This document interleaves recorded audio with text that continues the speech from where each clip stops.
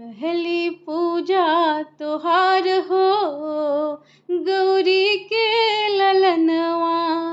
पहली पूजा तोहार हो गौरी के ललनवा।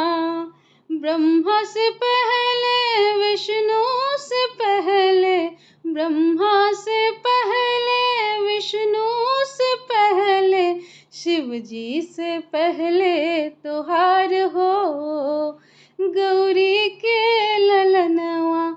शिव जी से पहले तोहार हो गौरी के ललनवा।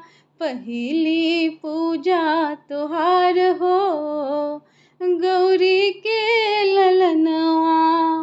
गंगा से पहले जमुना से पहले, गंगा से पहले जमुना से पहले, सरजू से पहले तोहार हो गौरी के ललनवा। सरजू से पहले तोहार हो गौरी के ललनवा।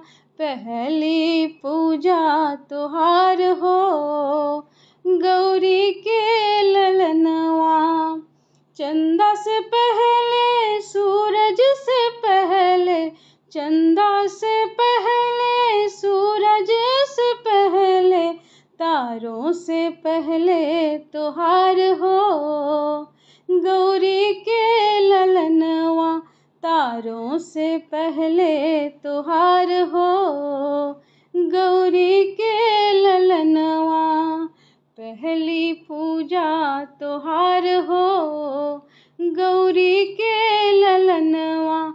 पहली पूजा तोहार हो गौरी के ललनवा। पहली